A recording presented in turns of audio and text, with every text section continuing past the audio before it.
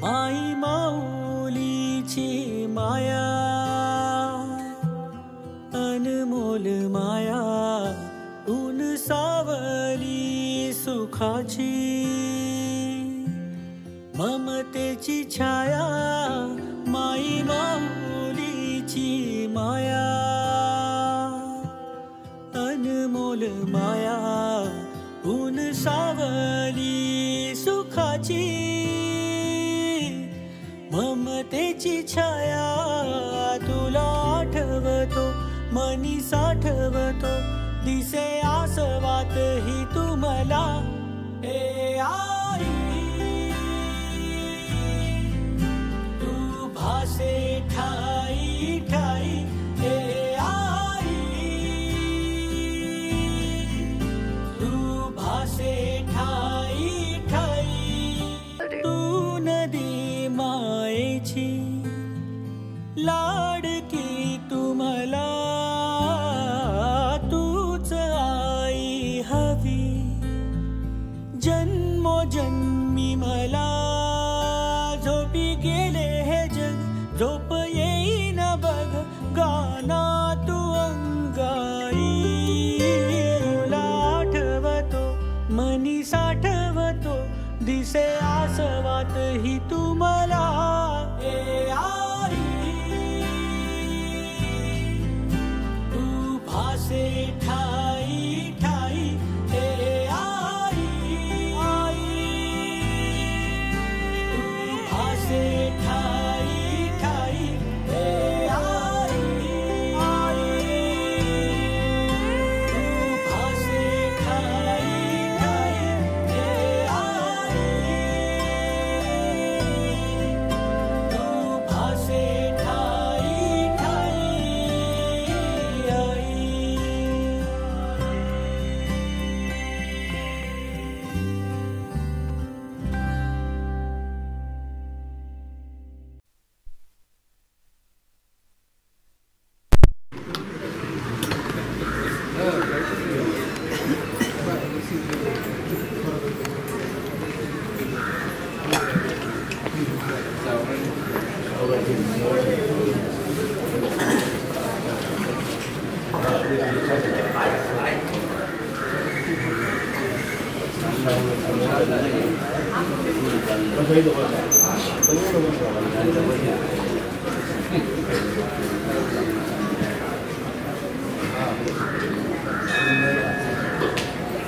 या ठिकाणी लोकनेते देवदत्तजी निकम साहेब पुणे जिल्हा राष्ट्रवादी काँग्रेस शरदचंद्र पवार पक्षाचे नेते आणि भीमाशंकर सहकारी साखर कारखान्याचे माजी चेअरमन यांना पुढील कार्यक्रमासाठी जायचं असल्यामुळे त्यांना विनंती आहे आपण या ठिकाणी श्रद्धांजली अर्पण करायची.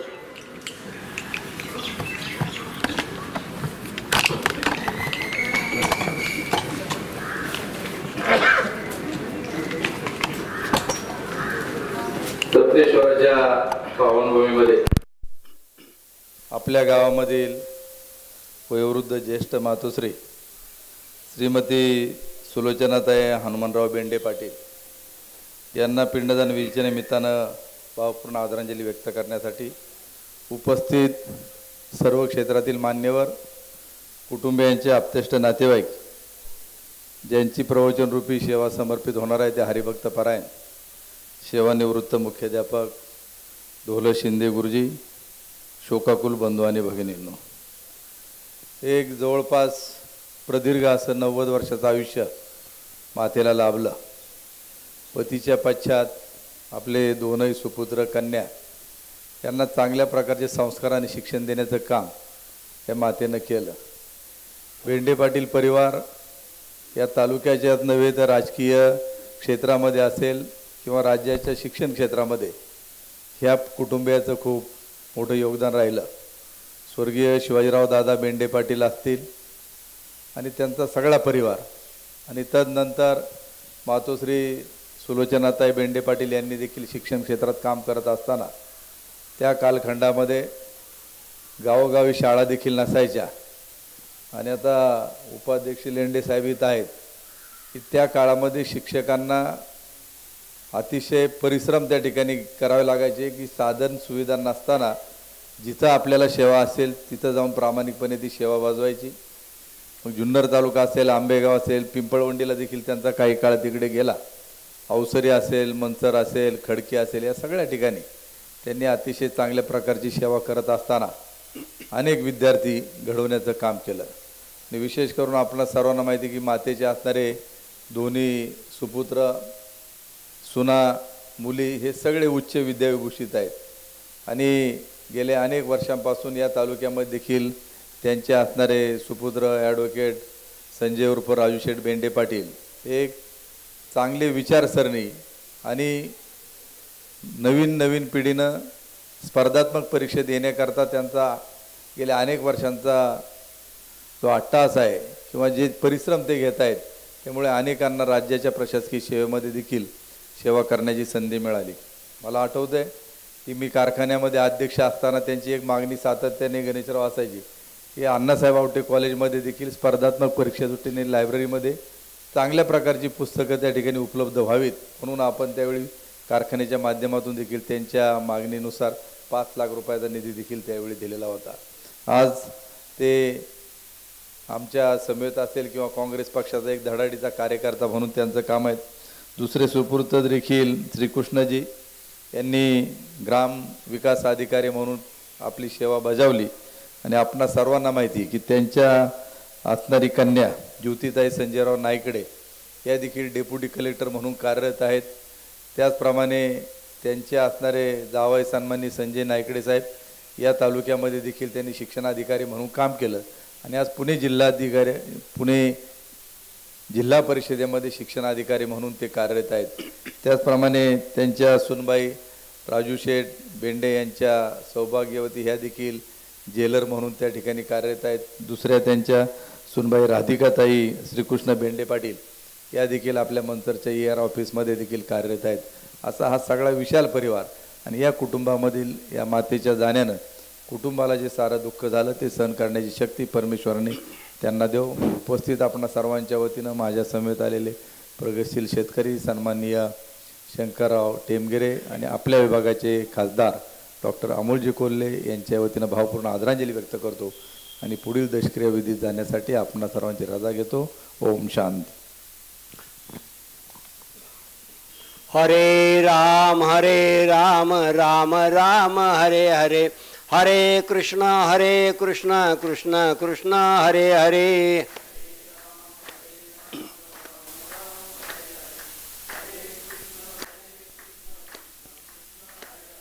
हरे राम राम राम हरे हरे, हरे कृष्ण कृष्ण कृष्ण हरे हरे.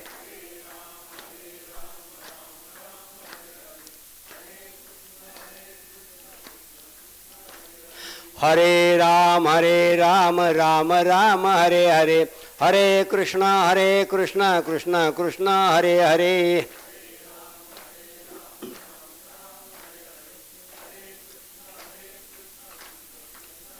पुंडलिका वरदे हरिविठ्ठल श्री ज्ञानदेव तुकाराम, पंढरीनाथ भगवान की जय, माऊली ज्ञानेश्वर महाराज की जय, जगद्गुरु तुकाराम महाराज, संगमेश्वर भगवान की जय, शिव छत्रपती शिवाजी महाराज की जय, धर्मवीर संभाजी महाराज की जय, भारत माता की जय. मणे वाचा करणी जयांची भजने देवाची वाहणी, ते शरीर जाते क्षणी देवची झाले. ओम नमोजी आद्या वेद प्रतिपाद्या, जय जय स्वसवेद्यात्मरूपा, देवा तूची गणेशू सकलार्थमती प्रकाशू, मणे निवृत्तीदास्वावधारी जोजी. नमस्ते शारदे देवी सरस्वती मतिप्रदे, वस त्वमम मजी भागरे सर्व विद्या प्रदा भव. ओम त्र्यंबकं यजामहे सुगंधिं पुष्टिवर्धिनाम्, उर्वारुकमिव बन्धनान् मृत्युर्मुक्ष्यमामृतात्. महायोगपीठे तटे विमरत्यां, वरं पुंडरीकाय दात्रो मुनीन्द्रे, समागते तिष्ठन्तिमानन्दकन्दं, परब्रह्मलिङ्गं भजे पाण्डुरङ्गं, परब्रह्मलिङ्गं भजे पाण्डुरङ्गं, परब्रह्मलिङ्गं भजे पाण्डुरङ्गम्. मणे वाचा करणी जयांची भजने देवाचे वाहणी ते शरीर जाते क्षणी देवाची झाले.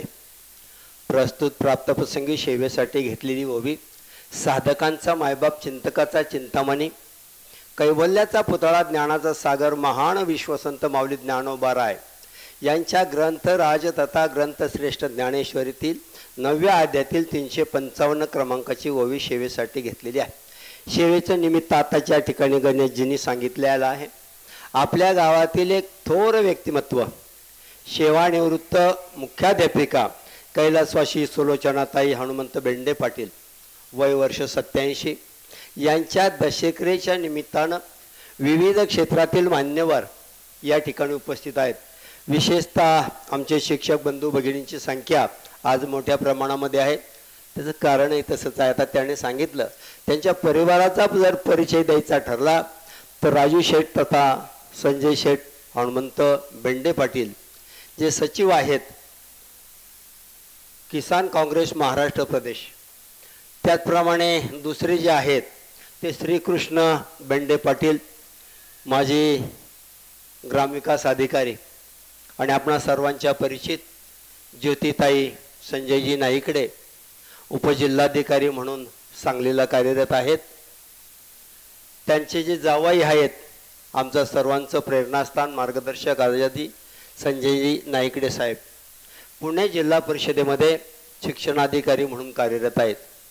एक ज्या सुनबाई आहेत संतोषी संजय बेंडे पाटील मुंबईसारख्या ठिकाणी तुरुंग अधिकारी वरिष्ठ तुरुंग अधिकारी म्हणून कार्यरत आहेत. आणि दुसऱ्या ज्या सुनबाई आहेत राधिका श्रीकृष्ण बेंडे पाटील ह्या आपल्या एअर ऑफिसला वरिष्ठ लिपिक म्हणून आहेत. सर्व क्षेत्रामध्ये उच्च पदस्थ हा परिवार आणि म्हणून आपण सर्व क्षेत्रातील मंडळी या आईंना निरोप देण्यासाठी अखेरची भावपूर्ण श्रद्धांजली समर्पित करण्यासाठी उपस्थित झालेलो आहोत. वास्तविक पाहता अखंड आयुष्यामध्ये अनेक विद्यार्थी घडवले. समाजसेवा करत असताना आपला हे परिवार चांगला केला. शुद्ध बीजापीठ पोटी फळे रसाळ गोमटी किंबहुना इवलेश रोप लाविले द्वारे त्याचा वेलू गेला गगनावरी. या ज्योतिताई आपल्या आंबेगाव तालुक्यामध्ये पोषण आहार अधीक्षक म्हणून होत्या. आम्हा सर्व शिक्षकांना त्याची जाणीव आहे. पण ज्योत प्रकाश देते नुसता आंबेगावला पुण्याला नाही तर सांगलीपर्यंत प्रकाश त्यांचा पडला. अतिशय थोर काम मोठं काम ज्योतिताईंनी केलेलं आहे. आमचे नाईकडे साहेब लोणी काळभोरला DEDच्या विद्या कॉलेजमध्ये अधिव्याख्याता म्हणून होते. आपल्या आंबेगाव तालुक्यामध्ये गट शिक्षणाधिकारी म्हणून काम केलं. पिंपरी चिंचवड महानगरपालिकेमध्ये प्रशासन अधिकारी म्हणून काम केलं आणि आज पुणे जिल्हा परिषदेमध्ये शिक्षणाधिकारी म्हणून कार्यरत आहेत. वास्तविक पाहता हा सर्व परिवार नुसता सुशिक्षित नाही तर उच्च विद्या विभूषित आहे, सुसंस्कृत घराणा आहे आणि म्हणून त्यांच्या प्रेमापोटी सर्व त्यांची मित्रमंडळी आप्तेष्ट भावकी गावकी आपण सर्वजण उपस्थित आहात. आईबद्दल अनेक जण बोलतात. अनेक आता पाहिलं आता येता येता 3 बोर्ड वाचले मी. शुक्रवारी एक दशक्रिया होती, कालही दशक्रिया आहे, आजही दशक्रिया आहे. आमचं अवसर मंचरी गाव मोठा असल्यामुळं आपण अनेक वेळेला या ठिकाणी प्रवचनांचं आयोजन करतो, ऐकतो आणि अनेक महाराजांच्या तोंडून आईची महती असेल, देवाची महती असेल, आत्म्याचं जीवाची महती असेल ती सांगितली जाते. पण आईच्या बाबतीत मी फक्त 1-2-3 ओळीमध्ये तुम्हाला सांगणार आहे.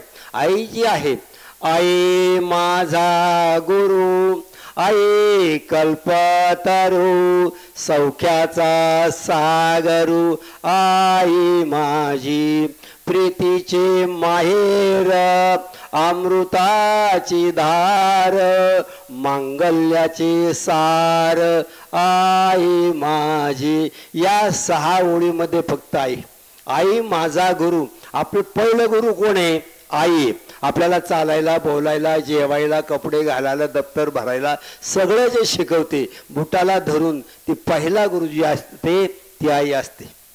सौख्याचा सागर, सागराला अंत नाही. सागराचं मोजमाप शक्यतो आपल्याला करता येणारं विशाल असतं.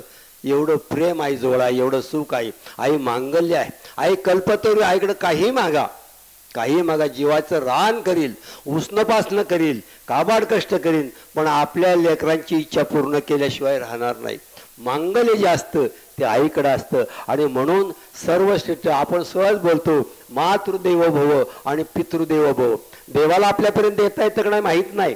आपण सगळी मंडळी देवाच्या पाया पडतो, दर्शन घेतो. कोणता देव बोलतो मला सांगता येणार नाही, पण चालतं बोलतं दैवत जे आहे हे आपल्या घरामध्ये आहे. तुझे आहे तुझं पाशी परी तू जागा चुकलाशी. आई वडील हीच आपली दोन दैवत असतात. वास्तविक आता समाजामध्ये पाहताना आई एवढे थोर व्यक्तिमत्व भगवंतानं स्वतःचं रूप म्हणून आपल्याकडे पाठवले, भगवंताचा अंश म्हणून पाठवले. सर्वाघटी रामदेहादेही एक सूर्यप्रकाशक सहस्र. प्रत्येकाच्या अंतःकरणामध्ये जसा राम आहे तशा प्रत्येकाच्या अंतःकरणामध्ये आई आहे. आई एक 4 सत्य मी तुम्हाला सांगून जाईल की तुझ्याच्या पुढं अपील नाही. मृत्यू नावाचं सत्य त्याला अपील आहे का? मृत्यूला वशिला आहे का? तिथं मृत्यूला कुठेही अपील नाही, हे सत्यच आहे. जन्माला आला देहाच्या गावा आलिया, जन्म मृत्यूच्या सोहळिया ना म्हणो धनंजया जया परी. अरे एकदा जन्माच्या गावाला आला मृत्यू येणारच, हे एक सत्य आहे. विज्ञान फार पुढे गेले, आपण मंगळावर गेलो, विज्ञान फार पुढे गेले, पण काही विज्ञानामध्ये आपल्याला काही बदल करता आला नाही.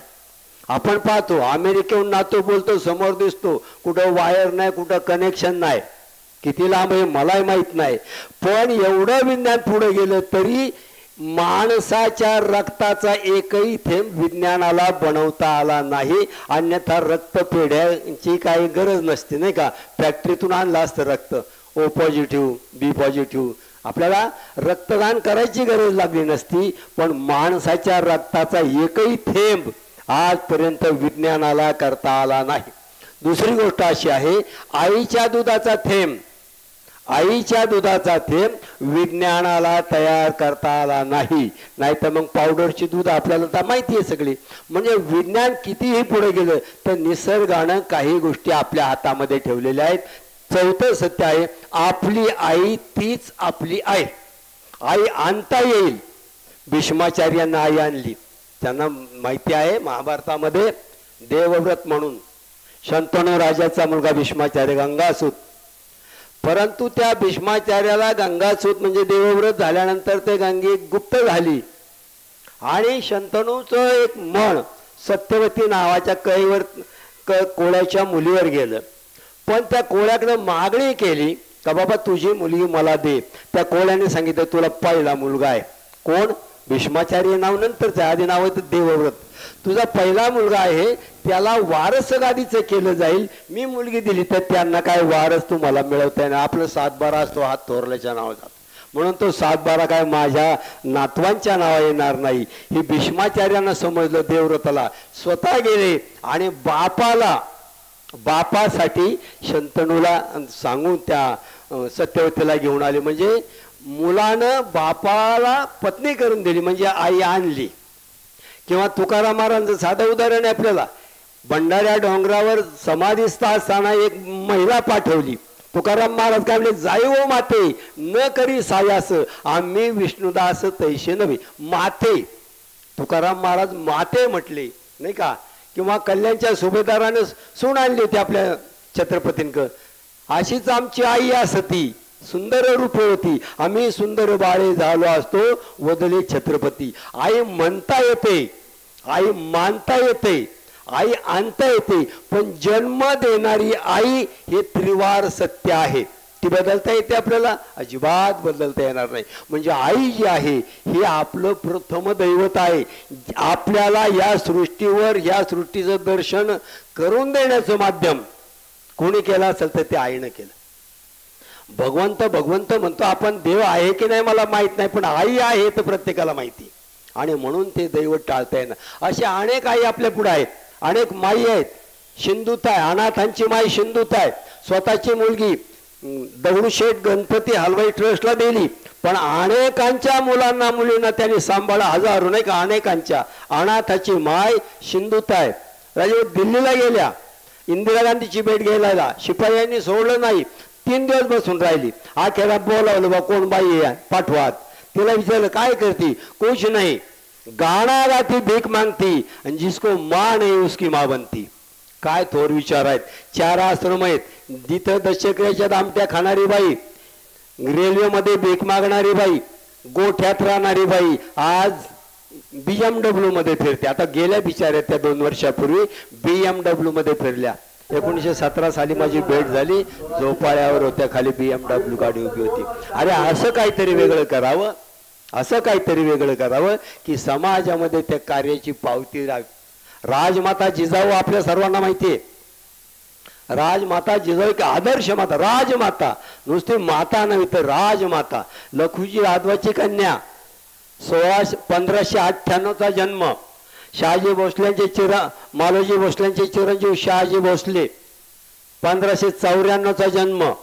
4 वर्षाचा अंतर. 1605ला विवाह झाला.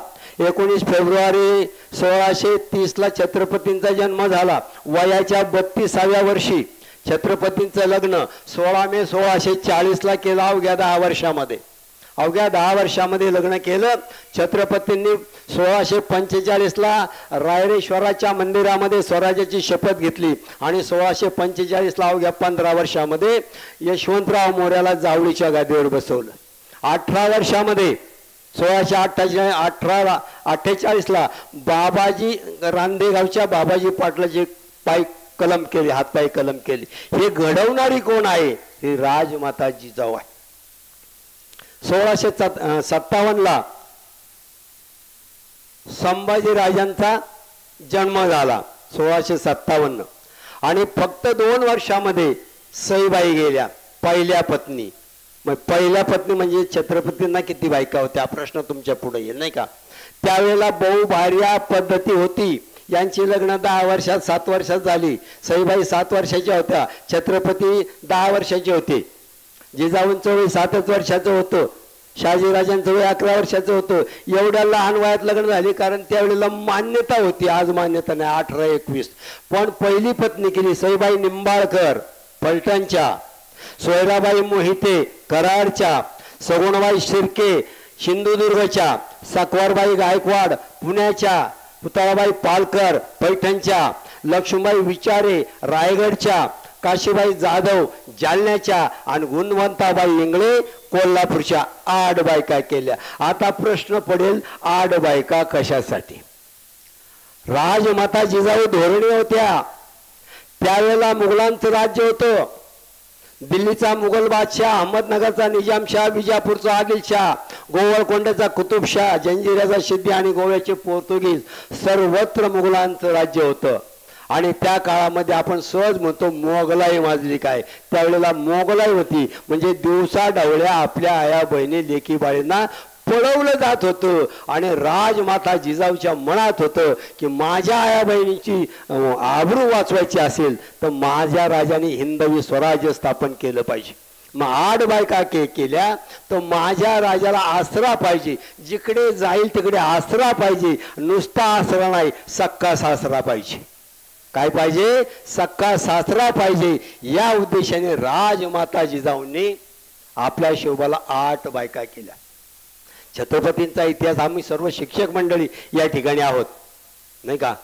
1659ला अफजल खान प्रतापगडावर मारला गेला. 60ला पन्हाळ्याला वेढा दिला. 12 जुलैला शिवा काशी नावाचा न्हाव्याचा मुलगा धारातीर्थी पडला. 13 जुलै 1660ला बाजीप्रभू देशपांडे पावनखिंडीमध्ये गेले. 60चा प्रसंग आहे. नंतर 64ला सुरत लुटली.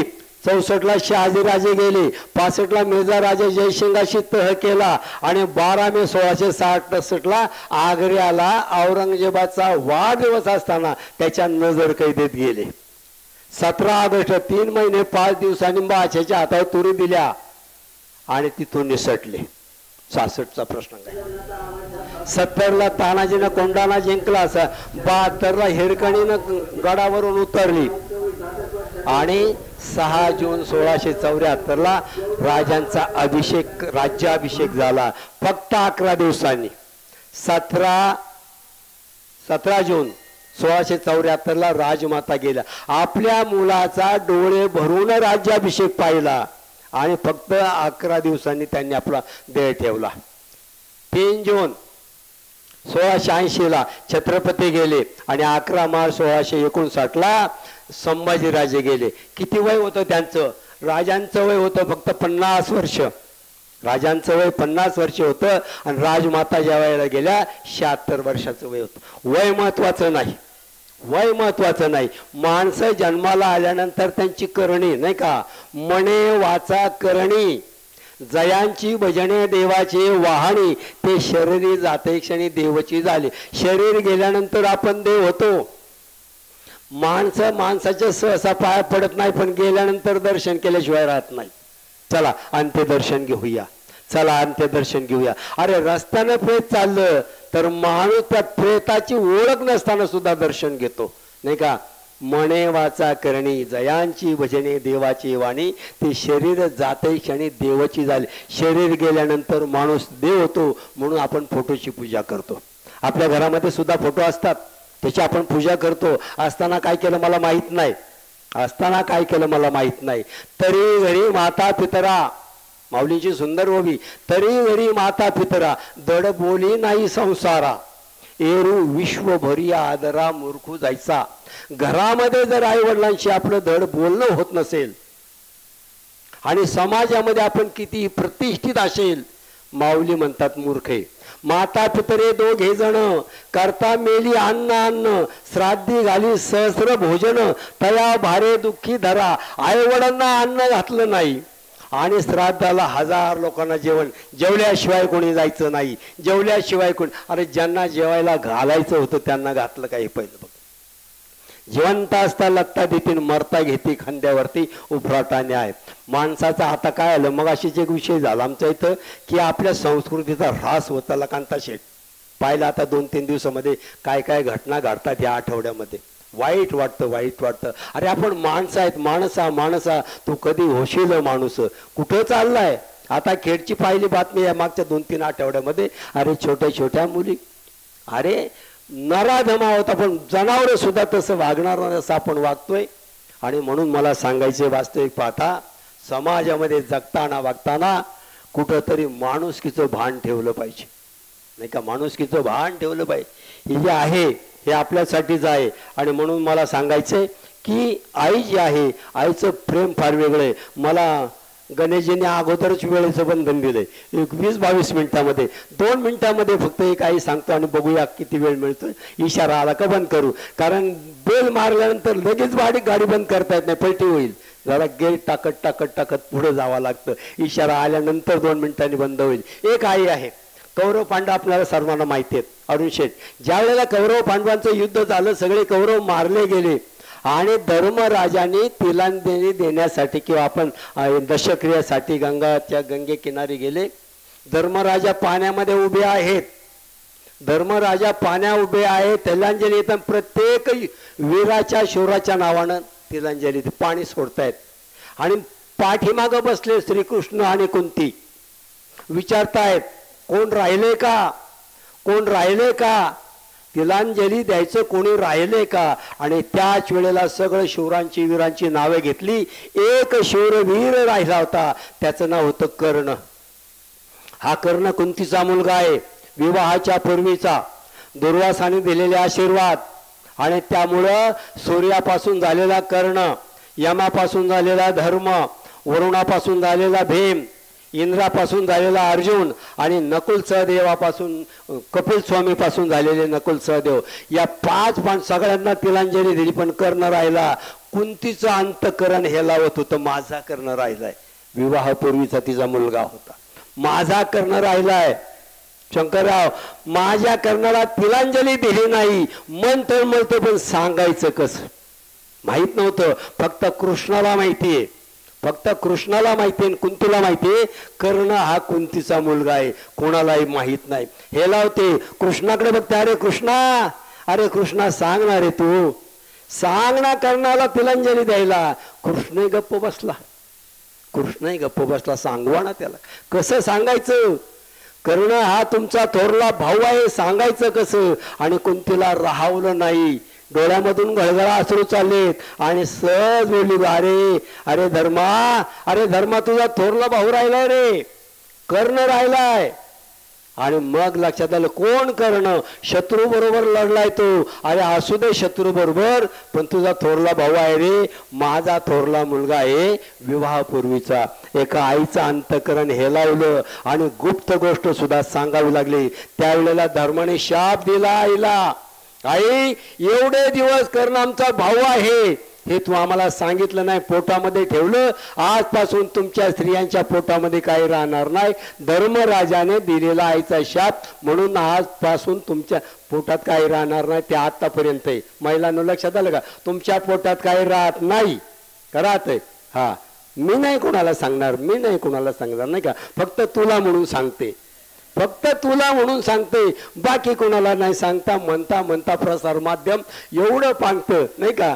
तो हा शाप जो आहे हा धर्मराजाने स्वतःच्या आईला मला सांगितलं नाही आतापर्यंत. अरे आम्ही त्यांच्यावर बाण सोडले, नाही का, आम्ही त्याच्यावर बाण सोडले, मारलं त्याला रे आमच्या भावाला, आजपर्यंत तू सांगितलं नाही. असो या पद्धतीनं आज या ठिकाणी बरंचसं काही सांगण्यासारखं आहे.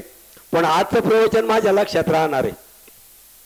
4 प्रवचन, 4 प्रसंग माझ्या पवळेसाहेब, 4 प्रसंग असे आहेत की माझं सिंगापूरला प्रवचन झालं, दुबईला प्रवचन झालं, अंदमान निकोबारच्या हावलॉक बेटावर प्रवचन झालं. ते माझ्या स्मरणात राहणार की माझी 3 प्रवचनं परदेशामध्ये झाली. हा एक प्रसंग आहे. दुसरा प्रसंग असा आहे की तळेगाव गावठाणमध्ये मंदिर आहे विठ्ठलाचं, ते तुकाराम महाराजांच्या वेळचे. तुकारामांचं ज्या ठिकाणी प्रवचन झालं, मामासाहेब दांडेकर साखरे महाराजांचं ज्या ठिकाणी कीर्तन झालं, त्या गादीवर माझं काल्याचं कीर्तन झालं. जिथं तुकाराम महाराजांचं कीर्तन झालं त्या ठिकाणी प्रसंगानं माझं काल्याचं कीर्तन. हा एक प्रसंग आहे. आणि दुसरा एक प्रसंग असा आहे की मागच्या महिन्यामध्ये कोंडाजी बाबा डेरेंच्या भूमिकेमध्ये माझं शूटिंग झालं. हा प्रसंग, कोंडाजी बाबांची भूमिका मला मिळाली, नाही का. संत वारकरी श्रीपाद बाबा गोटीची हा पिक्चर निघतोय, त्या पिक्चरमध्ये मुळे साहेब कोंडाजी बाबांच्या भूमिकेचं माझं प्रवचन झालं. आणि आजचं प्रवचन एका जिल्हाधिकाऱ्याची आई, एका शिक्षणाधिकाऱ्यांची सासू, एका वकिलाची आई, नाही का, एका ग्रामविकास अधिकाऱ्याची आई, एका तुरुंग अधिकाऱ्याची सासूबाई आणि एका वरिष्ठ लिपिकाची सासूबाई.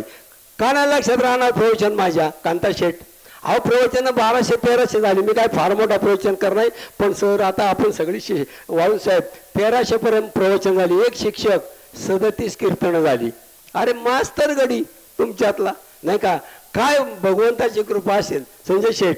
37 प्रवचनं झाली, 1300 प्रवचनं, 37 कीर्तनं झाली. म्हणून आजचं कीर्तन हे प्रवचन सुद्धा माझ्या स्मरणामध्ये राहणार आहे. इथं मला आधीच वेळेचं बंधन दिलेलं आहे. 8:15 गणेशजींनी सांगितलं 8:15 घड्याळ बघा, 8:15 झालेले आहेत. पण असो, आज या ठिकाणी माझे सहकारी अनिलजी गावडे साहेब आणि नायकडे साहेब या दोघांच्या माध्यमातून ही सेवा माझ्याकडे आली. एका मुख्याध्यापिकाची दशक्रिया एका मुख्याध्यापकाकडून होते, नाही का, एका शिक्षकाकडून होते. याच्यासारखं दुसरं भाग्य काय आहे? असो अनेक मान्यवर बोलणार आहेत. वास किती बोललं तरी थोडंच असतं. शेवटी एकच सांगेल, गेली दोरी दिगंतरा पुन्हा येणे नाही घरी.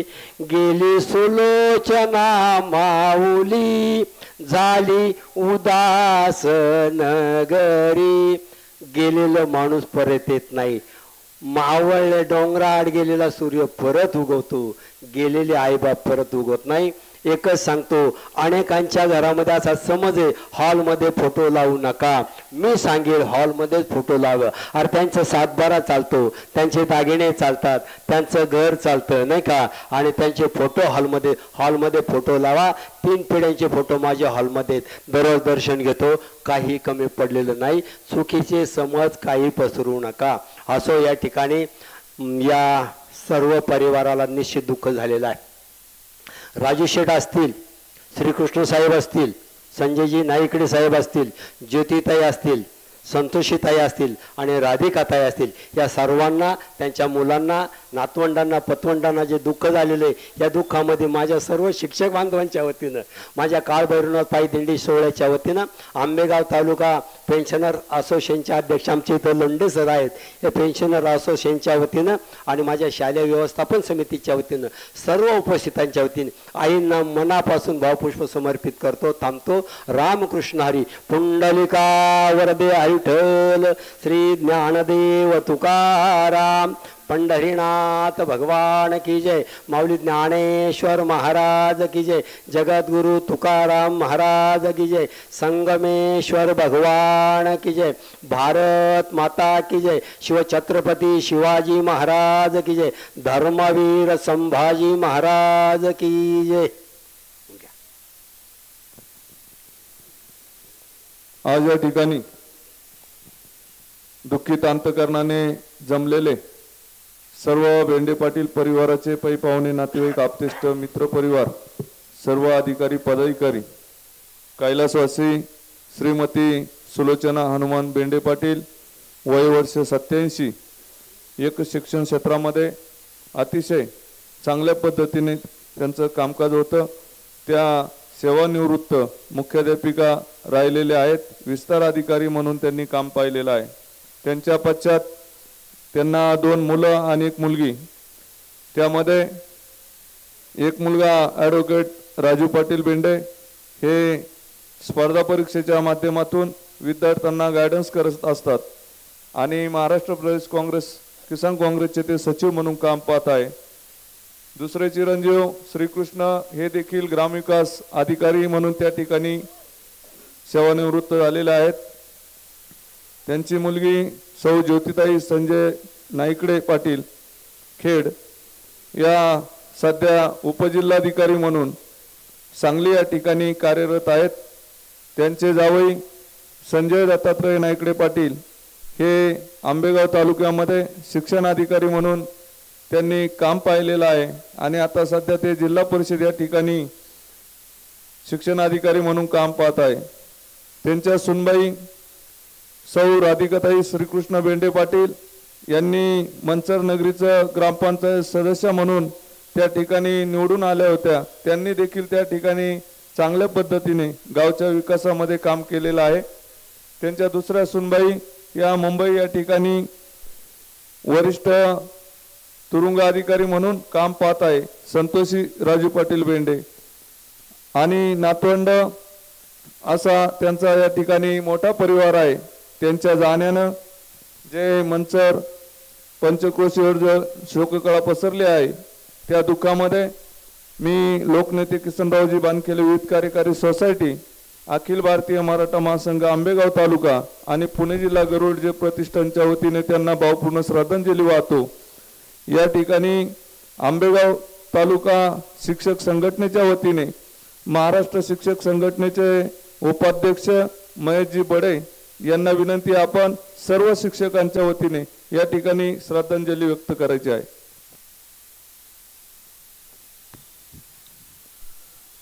तपनेश्वराच्या पवित्र वैकुंठ भूमीमध्ये उपस्थित सर्व संत सज्जन, आमच्या मार्गदर्शिका, एक आदर्श माता आणि शिक्षण क्षेत्रातील एक आदर्श शिक्षिका मेंढेबाई, त्यापूर्वी काळात बाई म्हणायचे, गुरुजी म्हणायचे. खरं तसं पाहायला गेलं तर बाईंचं वय आज 87 वर्षाचं आयुष्य बाईंना लाभलं. 87 वर्षाचं आयुष्य लाभत असताना आपण जर त्या वयाचा विचार केला तर बाईंचा जन्म हा स्वातंत्र्यपूर्व कालखंडातील आणि त्या कालखंडामधील शिक्षणाची परिस्थिती कशी होती, परंतु बाईंनी जिद्दीने त्या ठिकाणी शिक्षण घेतलं आणि शिक्षण क्षेत्रामध्ये काम करत असताना आज गणेश शेट्टी सांगितलं की जी शिक्षण क्षेत्रातील महत्त्वाची पदं असतील ती सर्व महत्त्वाची पदं बाईंनी त्या ठिकाणी घेतली आणि शिक्षिकेची भूमिकेला न्याय देत असताना त्याचबरोबर आपल्या कुटुंबातील आईची भूमिकेला सुद्धा त्यांनी त्या ठिकाणी न्याय दिला. आज बाईंचं कुटुंब जर पाहिलं गेलं तर अगोदर सगळ्यांनी सांगितलं, परिचय दिला आहे की प्रशासकीय सेवेमध्ये काम करत आहे आणि त्याचबरोबर आमचे मार्गदर्शक ज्यांच्या प्रेरणेखाली संपूर्ण पुणे जिल्हा काम करत आहे असे पुणे जिल्हा परिषदेचे शिक्षणाधिकारी आदरणीय नाईकडे साहेब बाईंचे जावई. तसं पाहायला गेलं तर बाईंनी ज्या ज्या ठिकाणी काम केलं, ज्या ज्या गावामध्ये काम केलं त्या ठिकाणी हजारो विद्यार्थी त्यांनी घडवले आणि आज ते हजारो विद्यार्थी वेगवेगळ्या क्षेत्रामध्ये विविध पदावरती काम करत आहेत. म्हणजे शिक्षकाच्या भूमिकेला पूर्ण न्याय देण्याचं काम त्या ठिकाणी बाईंनी केलं. आणि खऱ्या अर्थाने जर पाहायला गेलं तर ह्या कुटुंबाचा आदरवाढ म्हणून बाईंकडे पाहिलं जायचं. ज्यावेळेस बाई आजारी होत्या त्यावेळेस आम्ही त्या ठिकाणी भेटायला गेलो तर बाईंचा आवाजसुद्धा खणखणीत होता आणि चेहऱ्यावर एक समाधान होतं. समाधान या पद्धतीचं होतं की मी जे विद्यार्थी घडवले ते आज खूप चांगलं काम करतात आणि दुसरी बाजू होती की आज माझी मुलं समाजामध्ये खूप चांगलं काम करतात. म्हणजे त्या बोलून दाखवायच्या. आणि खऱ्या अर्थानं हा जो आदरवड होता हा आदरवड ह्या कुटुंबातून गेलेला आहे. खूप मोठं असं दुःख या ठिकाणी झाले. आपण म्हणतो की वटवृक्षाप्रमाणे सावली देण्याचं काम या बाईंनी या कुटुंबाला दिलं. आज खूप मोठं दुःख झालेलं आहे. मी पुणे जिल्ह्यातील सर्व शिक्षक बांधव आज मोठ्या संख्येने या ठिकाणी उपस्थित आहे. सर्व संघटनांचे पदाधिकारी या ठिकाणी उपस्थित आहे. या सर्वांच्या वतीने बाईंना या ठिकाणी भावपूर्ण श्रद्धांजली समर्पित करतो आणि या ठिकाणी थांबतो. ओम शांती. या ठिकाणी सर्व पत्रकारांच्या वतीने DK वळसे पाटील.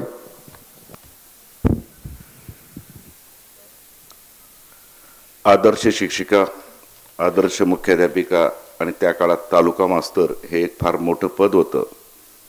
या पदावर आंबेगाव जुन्नर तालुक्यामध्ये अत्यंत प्रभावीपणे काम करणाऱ्या आदर्श माता सुलोचना हनुमंत बेंडे पाटील यांचा आज दशक्रिया विधी.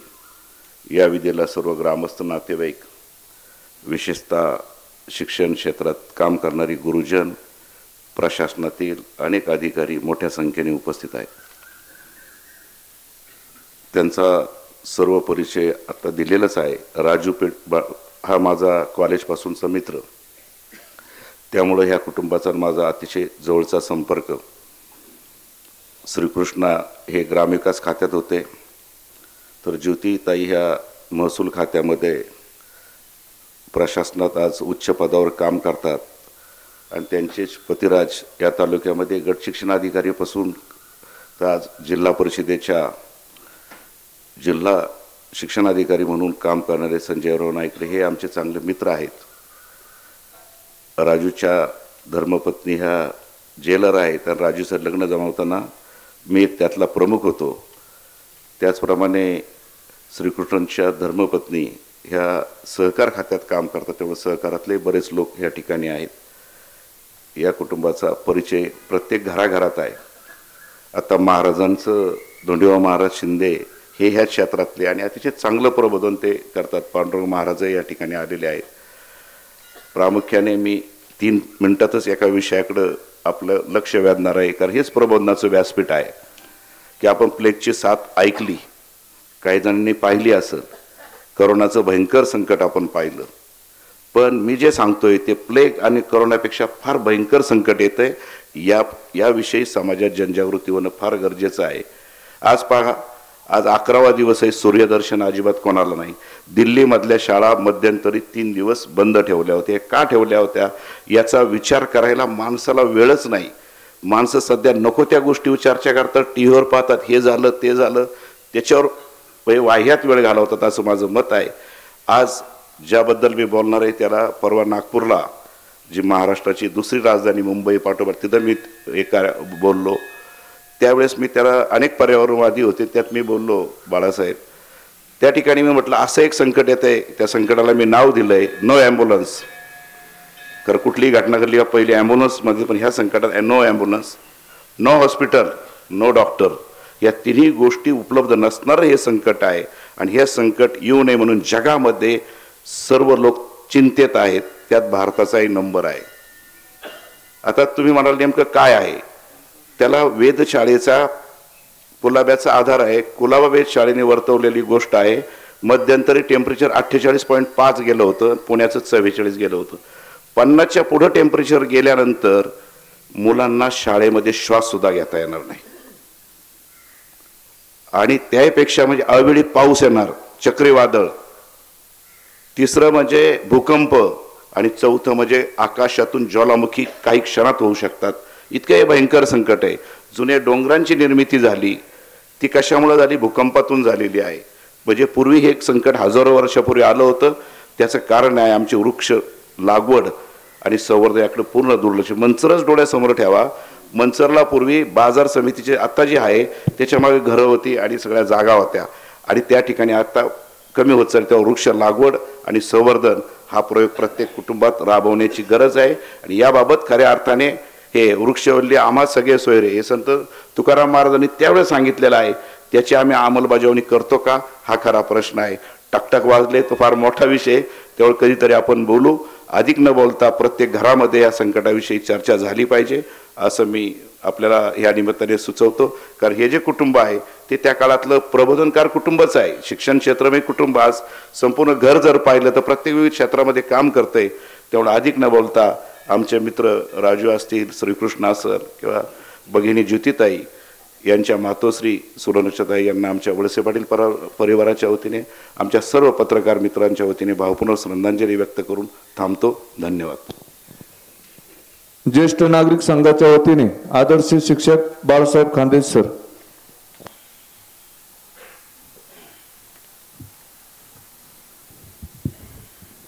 तपनेश्वराच्या पावनभूमीमध्ये या ठिकाणी कैलासवासी सुलोचना हनुमान बेंडे यांच्या दशक्रिया विधीसाठी आपण सर्वजण या ठिकाणी जमलेलो आहोत. या बेंडे कुटुंबाला सर्वांना समजलेलं होतं की ज्ञानाशिवाय जीवन परिपूर्ण होत नाही. ज्ञानाच्याच पाठीमागे गेलं पाहिजे, ज्ञानानेच सर्व काही होईल. या ठिकाणी आता धोले गुरुजींनी सर्वांची त्यांच्या कुटुंबातली अतिशय सुंदर अशी माहिती दिली. एकच माहिती राहिली ती म्हणजे फक्त त्यांचा नातू प्रद्युम्न आणि त्यांची नात राजूची मुलगी यांचीच फक्त 2 नावं घेतली नाही. बाकी सर्वांची नावं घेतली, सर्वांची पदं सांगितली, सर्वांनी किती कामसू माणसं आहेत हे सर्व सांगितलं. विविध क्षेत्रामध्ये काम करतात हे देखील सांगितलं आणि त्यांची पदं किती मोठी हे देखील सांगितली. याची मी पुनरावृत्ती करणार नाही. हे बेंडे कुटुंब अगदी गह पाटलापासून आहे. गह पाटील म्हणजे माझ्या मामाचे रंगीत गाडी हो, देवा तुझे किती सुंदर आकाश सुंदर प्रकाश, हा जो सांगणारी हे बेंडे कुटुंब. त्यानंतर शिवाजीराव पाटील असतील, बाशी पाटील असतील राष्ट्रपती पुरस्कार विजेते, त्यानंतर बबन मास्तर असेल, आबा गुरुजी असतील, त्यानंतर पी पाटील सर असतील. प्रत्येक घरामध्ये शिक्षण आणि शिक्षक असं शिक्षणाने पुढे गेलेले हे बेंडे कुटुंब यांच्याविषयी जर माहिती सांगितली तर ती फार महत्त्वाची आहे. यांनी समाजाला ज्ञान दिलं. ज्ञान हा माझा तिसरा डोळा आहे.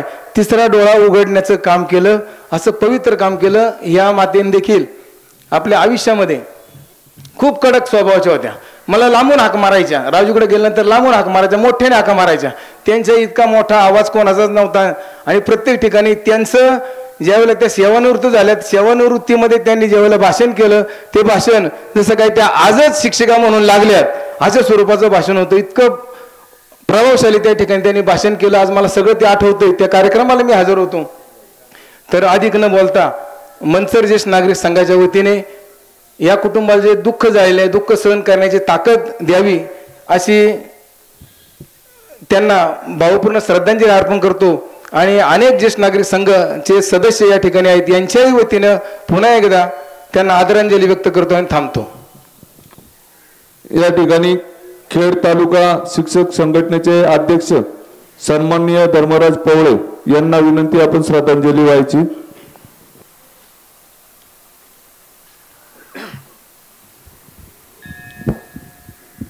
शिवतीर्थ तपनेश्वराच्या या पावनभूमीमध्ये श्रद्धेय मातोश्री सुलोचना यांना अखेरचा निरोप देण्यासाठी उपस्थित माता पिता बंधू भगिनी माझ्या तरुण सहकारी मित्र. भूमीचे मार्दव सांगे कोंबाची लवलव. संत वचनाप्रमाणे भूमीची ताकद पाहिजे असेल, तिची सकसता पाहिजे असेल, तिचा संस्कार पाहिजे असेल तर त्या कोंबाची लवलव कशी आहे, तिची ताकद कशी आहे, तिचा उच्चार कसा आहे, तिचा आचार कसा आहे यावरून कळतं. जर मातेची सगळी लेकरं पाहिली, राजूभाऊ आहेत, कृष्णदादा आहेत, ज्योतिताई आहेत, आपापल्या क्षेत्रामध्ये अतिशय उच्च स्थानी आहेत. आणि तुम्हाला मला सगळ्यांना अभिमान वाटावा. प्रत्येक आईबापाला वाटतं माझ्या लेकीचं भलं असावं. जावळ फोनचं आपण सगळेजण पाहतोय. पुणे जिल्हा परिषदेमध्ये एक आदर्श शिक्षणाधिकारी म्हणून ज्यांचं नाव आहे अशा आदरणीय संजय नाईकडे साहेब, अशा पद्धतीने सगळा परिवार प्रत्येक क्षेत्रामध्ये काम करतोय. सहकारामध्ये सुनबाई, शिक्षणामध्ये जावळ आहेत, महसूलमध्ये लेख आहे आणि काही भलं बुरं झालं तर तुरुंगाधिकारी म्हणून देखील सुनबाई. सगळ्या क्षेत्रामध्ये सगळ्या पद्धतीने काम करणं हा परिवार आहे. मी अधिकचं बोलणार नाही, पण अभिमानानं सांगेल की या मातेनं अतिशय चांगल्या पद्धतीची सेवा दिली आणि त्याचा एक संस्कार म्हणून, त्याची एक उतराई म्हणून आज समाजामध्ये त्यांचं नाव घेतलं जातं. माझ्या डी.के. वळसे पाटील साहेब असतील, ज्येष्ठ नागरिक असतील किंवा आमच्या संघटनेच्या काळात चळवळीमध्ये काम करणारे धोंडीभाऊ शिंदे केंद्रप्रमुख साहेब असतील, यांनी प्रवचनाच्या माध्यमातून सगळ्या पद्धतीने माहिती दिलेली आहे. अतिशय चांगल्या पद्धतीचा हा एक जरी दुःखाची किनार असली तरी समाधानाचा आणि कृतज्ञतेचा सोहळा आहे.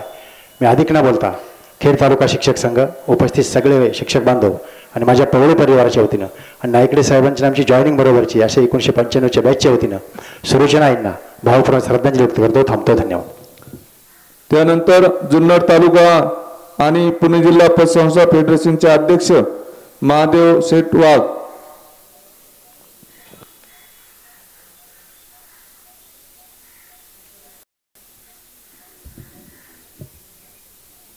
आदरणीय महाराज आणि शकोपलूजन हो, स्वर्गीय मातोश्री बेंडेबाई आज आपल्यातनं दशक्रियाविधी पार पडतोय.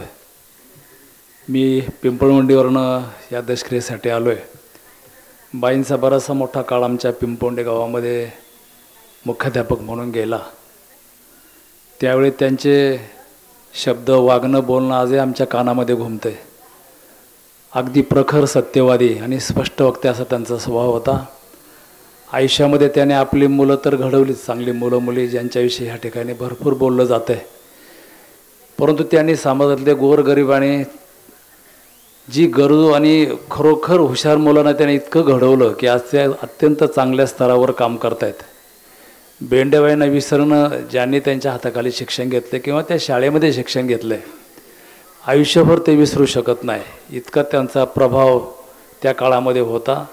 नंतरच्या काळामध्ये मंचारला येऊन त्यांना अनेक वेळा आमचं भेटणं व्हायचं आणि त्यांना अतिशय आनंद वाटायचा की आपल्या हाताखाली शिकलेली मुलं एवढी मोठी झालीत, हे ऐकून त्यांना अत्यंत हर्ष व्हायचा. हे खरोखर त्यांच्या स्वभावाचं एक गमक होतं. आज या ठिकाणी आमच्याबरोबर बरेचसे त्यांचे विद्यार्थी आलेत.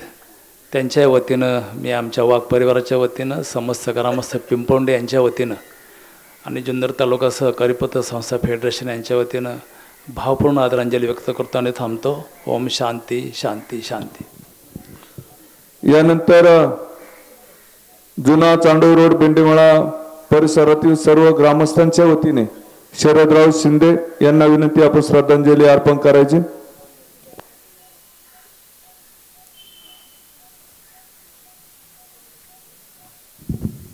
उपस्थित सर्व बेंडे परिवाराचे आप्तेष्ट, मित्र, स्नेही, आज आपण या ठिकाणी सुलोचना आजी यांच्या दशक्रिया विधीच्या कार्यक्रमाच्या निमित्तानं आपण सर्वजण उपस्थित आहोत. दोल शिंदे गुरुजींनी अतिशय सुश्राव्य असं प्रवचन या ठिकाणी केलेलं आहे. या परिवाराची सर्व ओळख मी सांगण्यापेक्षा आपणा सर्वांना ज्ञात आहे. पुन्हा पुन्हा त्याचं रिपिटेशन नको. या सुलोचना आजींकडे बघितल्यानंतर ज्यांनी ज्यांनी पाहिलं असेल त्यांच्या लक्षात आलं असेल की एक राजबिंड व्यक्तिमत्व होतं. एखाद्या राज्याची कशी महाराणी असते तसा त्यांचा तो चेहरा होता. एक आकर्षक व्यक्तिमत्व होतं. लहानपणी कृष्णा पाटील असतील, राजू पाटील असतील, ज्योती पाटील असतील किंवा अलीकडच्या कालावधीत सुद्धा त्यांच्या माध्यमातून जेव्हा घरी जायचा योग यायचा तर लहानपणापासून त्या मला पाहत होत्या. नावानेच हाक मारायच्या. नुसता आवाज जरी बाहेर आवाज ऐकू आला तरी शरद आलाय वाटतं अशा पद्धतीने त्यांची ती आतून आवाज यायचा.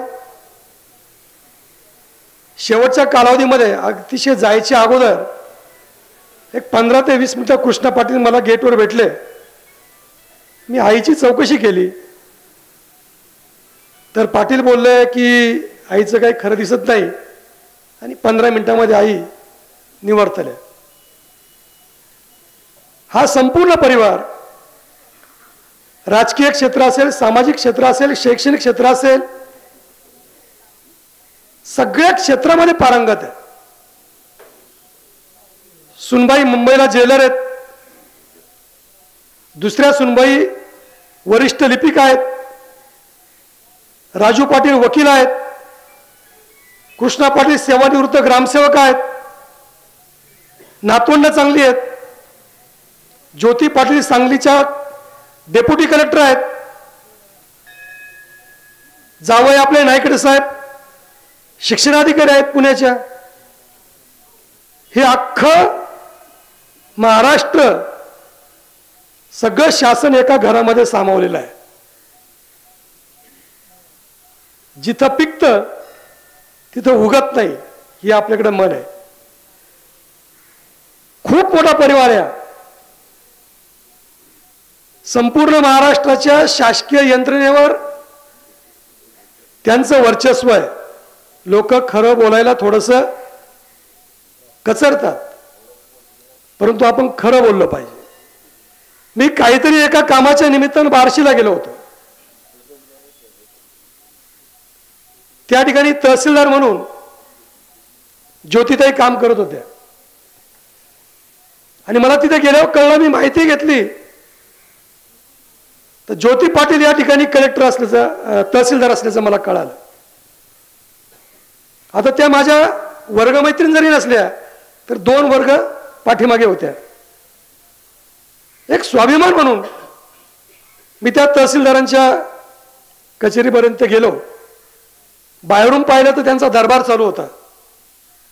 दरवाजाची फट थोडीशी उघडी होती. त्या फटेतून त्यांची नजर माझ्याकडे गेली, परंतु मी काय जाणलं की दरबार चालू आहे, आपण भेट घेणं योग्य नाही, शासकीय अधिकारी आहेत. आणि मी परत माझ्या परतीच्या प्रवासाला सुरुवात केली. साधारणतः पुढे जवळजवळ 7 ते 8 किलोमीटर आल्यानंतर ज्योतिताईंचा मला परत फोन आला. म्हटलं, अरे शरद, मी तुला पाहिलं होतं, तू आला होतास का बार्शीमध्ये? हो म्हटलं, मॅडम मी आलो होतो, परंतु तुमचा दरबार पाहिला आणि मी आता पुन्हा परतीच्या प्रवासाला निघालोय. म्हटलं तुम्ही परत या, तुम्ही परत या ठिकाणी या. आणि मी परत पाठीमागे गेलो. जवळजवळ मला वाटतं 10 ते 12 किलोमीटर प्रवास मी परत परतीचा केला. परत ज्योतिताईंची भेट घेतली आणि मग नंतर मी पुन्हा परतीच्या प्रवासात निघालो.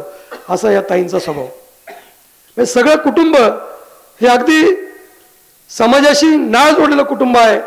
किती जरी त्यांनी पदानी मोठी पद जरी स्वीकारलेली असली जरी असले तरी पाय जमिनीवर असलेले राजू पाटील तर अत्यंत साधा भोळा.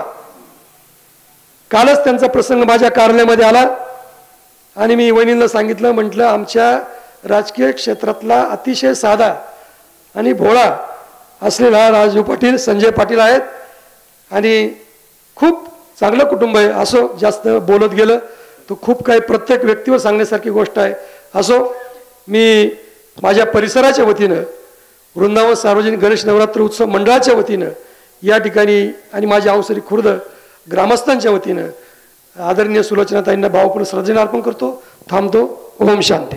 या ठिकाणी अरुण शेठ लोंढे, त्याचप्रमाणे प्रशांतजी बागल, ॲडव्होकेट बाळासाहेब पोखरकर, सुनीलजी थोरात, माजी सरपंच अश्विनताई शेटे, संगीताताई बानखेले, कामगार नेते बाळासाहेब बानखेले, सीताराम लोंढे चेअरमन, उपसरपंच गणेश मोर्डे, माजी चेअरमन बाबाजी मुळे, शांताराम जाधव चेअरमन शिवकल्याण, आंबेगाव तालुका शिक्षक संघ, ॲडव्होकेट कुणाल बानखेले, प्रतीक थोरात भक्ते, प्रवीणजी मोर्डे, ग्रामपंचायत सदस्य लक्ष्मण थोरात, अरुण नाना बानखेले, ज्योतिताई थोरात या सर्वांच्या वतीने या ठिकाणी श्रद्धांजली प्राप्त झालेली आहे. पवित्र तपनेश्वराच्या सानिध्यात तपोभूमी वैकुंठधाममध्ये कैलासवासी श्रीमती सुलोचनाताई बेंडे पाटील यांच्या पिंडदानानिमित्त उपस्थित मातापिता बंधू भगिनींनो, खरं तर वेळेचं भान राखणं गरजेचं आहे, परंतु या परिवाराचा जो वाटचालचा या ठिकाणी पाढा वाचला जातोय, हा त्यांचा फार मोठा उत्कर्षाचा एक योग आहे. सर्व क्षेत्रामध्ये, राजकीय असेल, सामाजिक असेल, धार्मिक असेल, या सगळ्या क्षेत्रात या परिवारानं स्पर्श केलेला आहे. शून्यातून विश्वनिर्माण केलेलं आहे. यामध्ये आमचे भाचे नायकडे साहेब हे योगायोगानं सहभागी झालेले आहे आणि हा वारसा आमच्याही गावाला एक मोठेपणा देऊन गेलेला आहे. आणि म्हणून आमच्या गावची एक सुनबाई जिल्हाधिकारी होते. हा मोठा स्वाभिमान आमच्या गावाला आहे आणि म्हणून अधिक वेळ न घेता या परिवाराचा जो वारसा आहे याचा आदर्श घेण्यासारखा आहे आणि हा आदर्श आपण सर्वांनी घ्यावा. आपल्या परिवारामध्ये अशा प्रकारच्या रचना कराव्यात. पुढच्या पिढ्यांना हा आदर्श देण्याची गरज आहे. आता परिवर्तनवादी कार्यकर्त्यांनी सांगितलं अशा प्रकारची प्रबोधन होण्याची गरज आहे आणि त्याच्यामध्ये आपण प्रामुख्याने विचार करण्याची गरज आहे. या आपल्या धार्मिक संस्कारांमध्ये या परंपरा निर्माण झालेल्या आहेत. या परंपरांमधून चांगल्या गोष्टी घ्याव्यात, वाईट गोष्टी सोडाव्यात. या प्रकारचं प्रबोधन दिलं जावं, दिलं जातंय. ही परंपरा आपल्या धर्मामध्ये आहे, इतर धर्मामध्ये या प्रकारच्या गोष्टी नाही आहेत. ह्याचा भान आपण ठेवलं पाहिजे आणि त्याचा वारसा चालण्याची जबाबदारी आपण घेतली पाहिजे. अशा प्रकारच्या कृतीमध्ये खऱ्या अर्थानं या गतात्म्यांना खरी श्रद्धांजली ठरेल असं मला वाटतं. तरीचे जन्म यावे, दास विठ्ठलाचे यावे, हे संतवचनाप्रमाणे आपण प्रत्येकानं हा विचार करण्याची गरज आहे. आपल्या शिक्षणामध्ये धर्मशिक्षणही फार गरजेचं आहे. आता गुरुजींनी प्रवचन केलं, अत्यंत उद्बोधक असं प्रवचन केलं आहे. खरं तर धर्म, अर्थ, काम, मोक्ष या गोष्टी आपल्या संतांनी सांगून दिल्या आहेत. मार्ग धावून गेले आधी दयानिधी संतते, तेण्याची पण ते चालू जातात न पडे गुंता कोटे काही. त्या मार्गाने जर आम्ही खरोखर गेलो, संतांनी जे वचन समोर ठेवले आहेत, संतांनी जो मार्ग दाखवलेला आहे त्या मार्गाचा अवलंब केला तर आम्हाला कुठल्या प्रकारची अडचण होणार नाही अशा प्रकारचा निश्चित विश्वास आहे. अशा प्रकारचे दोन अधिक न बोलता मी आपण सर्वांना ही विनंती करेन की हा वारसा आपण चालवण्याची गरज आहे, हा आदर्श घेण्याची गरज आहे. हीच खरी श्रद्धांजली या ताईंना होईल. मी माझ्या गावच्या कानिवाडी गावच्या ग्रामस्थांच्या वतीनं, विशेषतः आईकडे परिवाराच्या वतीनं, माझ्या निमशे परिवाराच्या वतीनं या ताईंना भावनी श्रद्धांजली अर्पण करतो आणि या ठिकाणी थांबतो. धन्यवाद. त्याचप्रमाणे या ठिकाणी माजी ग्रामपंचायत सदस्य पांडुशेठ मोरडे, कैलासराव गांजाळे, त्याचप्रमाणे बाबाजी खांतशे, कालिदास गांजाळे, गिरीशजी गांजाळे, विकास जाधव, शांताराम बापू जाधव, स्वप्नील थोरात, गणेश घुले, संजीव चिखले, जे के थोरात यांच्या वतीने श्रद्धांजली प्राप्त. यानंतर पुणे जिल्हा परिषदेचे माजी उपाध्यक्ष सन्माननीय शरदराव लेंडे. हरिभक्त परायण शिंदे सर, शोकाकुल बेंडे परिवाराचे सगळे जवळचे नाते संबंधित, व्यवसाय आणि नोकरी पेशाच्या निमित्तानं संबंधित या परिवाराचे असलेले सर्व अधिकारी वर्ग, उपस्थित दुःखित बंधू आणि भगिनींनो, स्वर्गीय श्रीमती सुलोचनाबाई हनुमान बेंडेबाई वार्धक्यानं थोडंसं आजाराचं निमित्त होऊन बाईंचा जीवन प्रवास संपलाय. बाईंचा आमच्या परिवाराशी, आमच्या गावाशी, आमच्या भागाशी फार मोठा निकटचा संपर्क आला. या भावना आपल्यापर्यंत गेल्या पाहिजेत या भावनेतून मी लवकर बोलायला घेतलं. शिक्षकी पेशामध्ये बेंडे गुरुजी आणि बेंडेबाई दोघं पती पत्नी स्वभाव विरोधी. बेंडे गुरुजी अत्यंत शांत आणि संयमी, बेंडेबाई परखड स्वभावाच्या, स्पष्ट वक्त्या. मनसरमध्ये वादग्रस्त म्हणून बाईंची बदली जुन्नर तालुक्यात पिंपळवंडीला केली 1973 साली. आम्ही नुकतंच 8वीला गेलेलो होतो आणि 73 सालची 7वीची शेवटची बॅच, त्याच्यानंतर 5वी पासून हायस्कूलला जोडले. 0% निकाल आमच्या गावात लागलेला होता आणि बाई आल्या 9 ते 10 ऑगस्टला तिथं दोघं जोड आलं. 15 ऑगस्टच्या कार्यक्रमामध्ये मराठी शाळेतल्या मुलांचा हायस्कूलमध्ये सांस्कृतिक कार्यक्रमात सहभाग नव्हता. आमच्या गावचे गाव पुढारी आम्ही विद्यार्थी होतो. स्वर्गीय दशरथ शेठ काकडे, माजी आमदार आणि अन्य अनेक मान्यवर मंडळांच्या पुढं बाईंनी भाषणाला बोलायला परवानगी मागितली. ते म्हटले आमच्या मराठी शाळेच्या मुलांना सांस्कृतिक याच्यात भाग का नाही दिला. गावातले गावकरी म्हणायला लागले 7वीचा निकाल 0% लागलाय, शाळेवर लक्ष नाही, दर्जा घसरलाय. बाईंनी इतकं परखड भाषण केलं म्हणजे आम्हाला सुनावलंच गावकऱ्यांना, त्या काळातल्या गावकऱ्यांना. पालकांचा सहभाग पाहिजे, तुम्ही जरी इथं लक्ष दिलं तरी ही शाळा का नाही सुधारणार. बाईंच्या परखड स्वभावाचा आम्हाला प्रत्यय तिथं आला. बाईंनी 4थीची शिष्यवृत्तीची मुलं नुसती फी भरणारी किंवा हुशार मुलं निवडायची नाही, सगळ्या स्तरातली. रात्रीचा दिवस केला, तालुक्यामध्ये शाळा 1 नंबरला आणली हो. भिल्ल समाजातली आणि अशी इकडे तिकडे फिरणारी मुलं सुद्धा बाईंनी शिष्यवृत्तीत पास केली. तिथंच बाई या पिंपळवटी गावच्या गळ्यातल्या लोकांचा ताईत बनल्या. बाईंचं काय शिष्टपद्ध वावरला जे होतं तिथं शाळेचा आवार स्वच्छ राहायला पाहिजे. पहाटेच्या वेळी कोणी शौचालय बसू नये म्हणून बाई कोणला तरी मदतीला घेऊन बॅटरी घेऊन फिरणारे आमच्या त्या बाई. ज्योतीचा जन्म पिंपळवटीला आल्यावर झालाय. ज्योतीचं लहानपण तिथे गेले. कृष्णा 1-2 वर्ष शाळेला तिथं होता. कृष्णाचं राजूचं सगळ्यांचं जाणं येणं राहिले. माझी धर्मपत्नी बाईंची विद्यार्थिनी, अनेक विद्यार्थी बाईंनी घडवले. इतका स्पष्ट वक्तपणा आणि तेवढा प्रेमळपणा सुद्धा होता. जिद्दी होत्या बाई. आपण या कुटुंबाशी गुरुजी आमच्याकडेच होते, त्याच्यामुळे हे कुटुंब आम्हाला राजाभाऊ किती जवळून आहे. त्या दिवशी बाळासाहेब तुम्ही दोघं जे भेटले मला मनसरमध्ये, आम्ही बाईंना भेटायला आलतो सगळे कुटुंब. बाईंची 75 झाली. त्याही कार्यक्रमाला आम्ही सगळेजण होतो. अनेक वेळा आम्ही आता कृष्णा किंवा ज्योती सगळ्यांना माहीत आहे की आमचं त्या कुटुंबाशी, आमच्या गावाचं त्या कुटुंबाशी फार अशा प्रकारचे घनिष्ठ संबंध आहे. ज्योती आज उपजिल्हाधिकारी आहे. त्याची सगळी जडणघडण ही पिंपळवंडी इथली.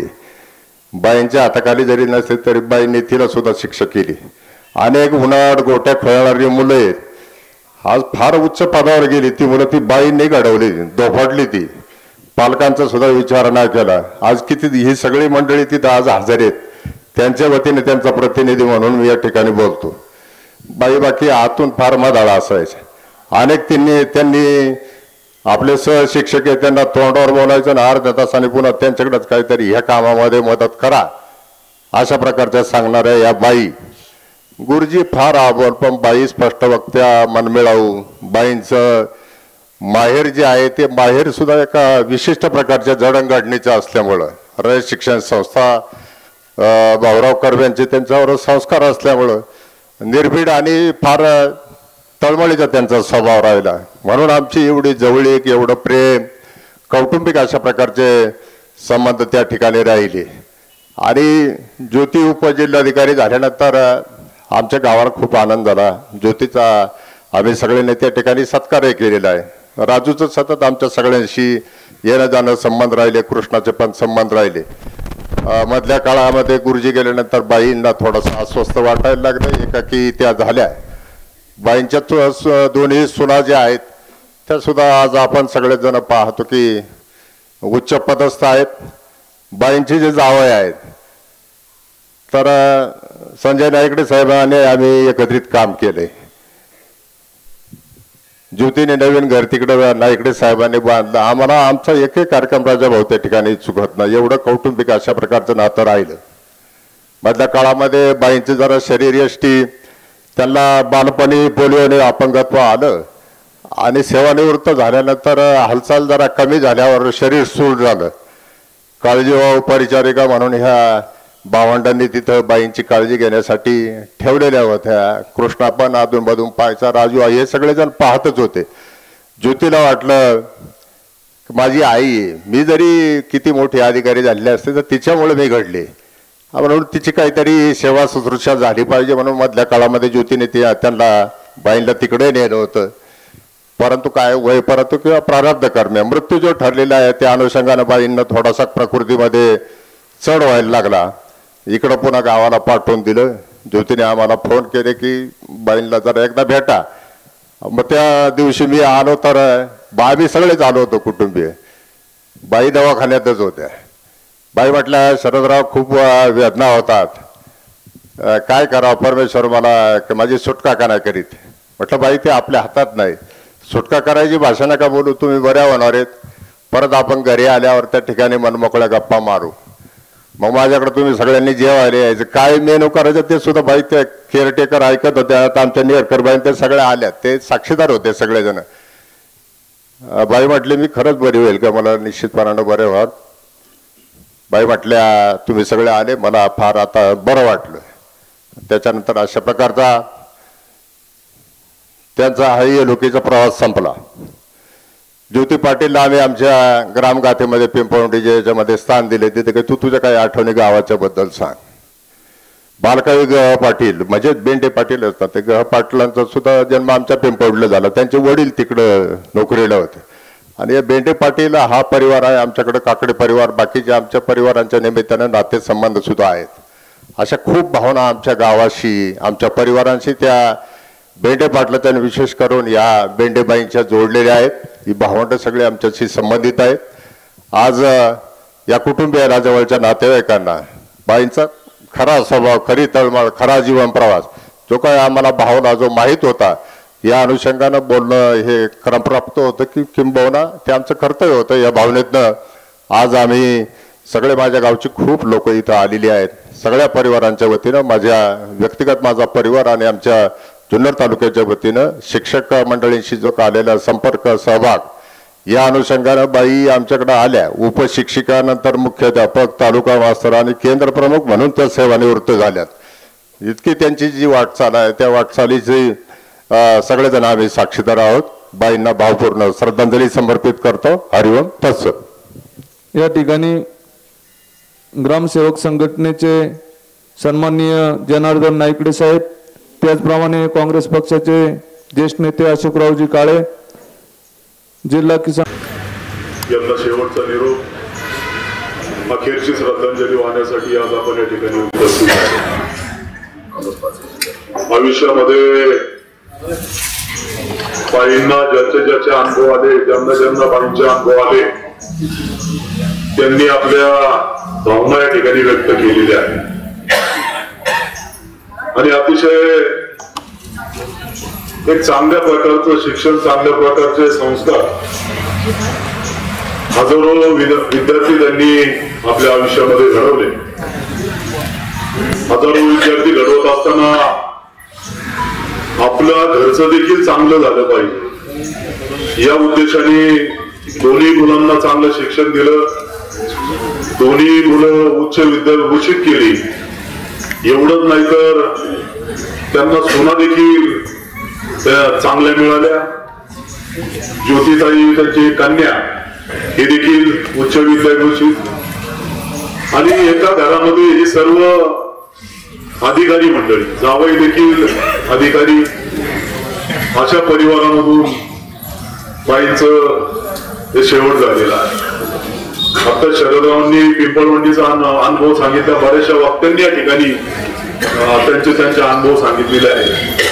मी काय फार बोलून आपला सर्वांचा वेळ घेणार नाही, परंतु एक आदर्श असं एक कुटुंब, आदर्श अशा ह्या माता आज आपल्यातून गेलेल्या आहेत. त्यांच्या जाण्यानं कुटुंबावरती फार मोठं दुःख झालेलं आहे. हे दुःख सहन करण्याची शक्ती परमेश्वराने त्यांना देऊ.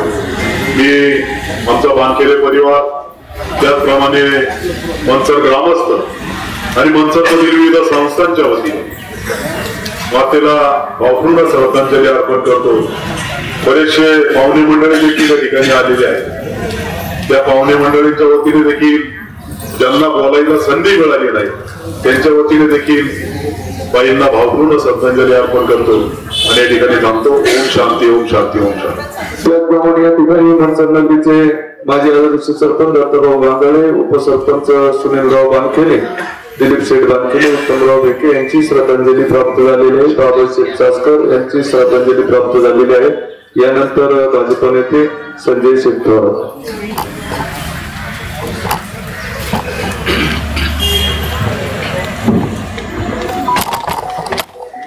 कैलासवासी माता सुलोचना हनुमंत बेंडे पाटील यांच्या दशक्रिय विजयानिमित्त उपस्थित सर्व त्यांचे आप्तेष्ट, नातेवाईक, सगळे सोहरे, बंधू आणि भगिनींनो, एक आदर्श माता, एक आदर्श शिक्षिका, अशी अनेक ज्या ठिकाणी जी जबाबदाऱ्या स्वीकारल्या त्या आदर्शपणे पार पाडणारी अशी माता. शिक्षण क्षेत्रामध्ये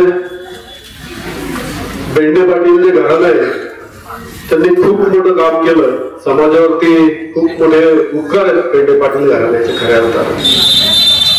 म्हणजे प्रतिकूल परिस्थितीमध्ये आपण पाहिलं, शिवाजीराव बेंडे पाटील असतील, त्यांचे वडील असतील, अगदी तेव्हापासून ज्या शिक्षणाच्या सुविधा केल्या त्याच्यावरती अनेक पिढ्या शिक्षण घेऊन समृद्ध झाल्या आणि अविरतपणे ते कार्य आजही चालू आहे. जे शिक्षण क्षेत्रामध्ये जर कार्य केलं ते कधी संपत नाही, त्याचा शेवट कधी होत नाही. आज आपण पाहतो तेव्हापासून केलेलं कार्य आजला अविरतपणे चालू आहे. अनेक विद्यार्थी त्यांची स्वप्न पूर्ण करण्याचं काम बंचासारखं या विद्यालयातनं झालं, शाळातनं झालं. आणि त्याच परिवारातील ही माता खऱ्या अर्थानं शिक्षण क्षेत्रातलं पवित्र असं ज्ञान देण्याचं काम यांनी केलं. आणि ते काम करत असताना अत्यंत प्रामाणिकपणे काम केल्यामुळे त्यांची मुलं जी असतील, राजाभाऊ असतील, श्रीकृष्ण असतील, ज्योतिताई असतील, त्यांचे जावळे असतील, प्रत्येकाने वेगवेगळ्या क्षेत्रामध्ये एक नावलौकिक कमवलंय. ज्योतिताई पाहतो आपण उपजिल्हा अधिकारी झाल्या, त्याचबरोबर आपण त्यांचे जावई पुणे जिल्हा परिषदचे शिक्षण अधिकारी आहेत. त्याचबरोबर आईच्या सुनबाई सहकार क्षेत्रामध्ये काम करतायत. राजू बेंडे पाटील ही वकिली करून स्वतःचा व्यवसाय सांभाळत असताना खऱ्या अर्थानं समाजसेवेचं खूप वेळ त्यांनी केलेलं काम खऱ्या अर्थानं समाजापुढे येत नाही. पण आपण पाहतो विविध स्पर्धा परीक्षामधनं त्यांनी तो पोलीस परीक्षा असतील, MPSA असेल, एक 300 मुलींना आतापर्यंत त्यांच्या माध्यमातून नोकऱ्या मिळवून दिलेल्या आहेत. अनेक विद्यार्थ्यांनी घडवले, अनेक विद्यार्थ्यांना नोकऱ्या मिळवून द्यायचं काम त्यांचं आजला चालू आहे. अत्यंत जे काम करत असताना त्यांनी ज्या अत्यंत गरीब परिस्थितीमधील मुलं आहेत त्यांच्यासाठी काम केलं. आणि ती मुलं आजला काही ऑफिसर आहेत, काही पोलीस ऑफिसर आहेत, काही पोलीस मध्ये आहेत. असं याच पूर्ण कुटुंबानं समाजासाठी केलेलं काम हे अत्यंत महत्वपूर्ण आहे. त्या मातेच्या झाल्यानं बेंडे परिवाराला आणि त्या कुटुंबाला जे दुःख झालं ते दुःख कमी करण्याची ताकद परमेश्वरानं त्यांना देव, तशी परमेश्वर त्यांनी प्रार्थना करतो. आणि आपल्या सर्वांच्याच वतीने या मातेला भावपूर्ण श्रद्धांजली वाहतो. ओम शांती, ओम शांती, ओम शांती. त्याचप्रमाणे या ठिकाणी पिंपरी चिंचवड समाजाच्या विविध क्षेत्रातील उपस्थित सर्व मान्यवर बंधू आणि भगिनींनो, दौडभाऊ महाराज शिंदे यांचं प्रवचन आपण सर्वांनी श्रवण केलेलं आहे. एका जुन्या पिढीतील शिक्षणासारख्या पवित्र क्षेत्रामध्ये काम करणारी ही मातोश्री, त्याच्याला शिक्षणाचं अनन्य साधारण असणारं महत्व यथार्थ रूपाने समजलेलं होतं. आणि मग ते महत्व ध्यानात आल्याच्या नंतर आपल्या कुटुंबातील सर्व घटकांना एक चांगल्या प्रकारचं दिशा देण्याचं काम, शिक्षण देण्याचं काम त्यांनी आपल्या जीवनामध्ये केलं. त्याबरोबर आनंद प्रकारचे विद्यार्थी घडवले. मी लहानपणी पाहायचं, मला चांगलं आठवतंय, जुन्या भिंतींवरती लिहिलेलं असायचं, ज्ञानाचा दिवा घरोघरी लावा.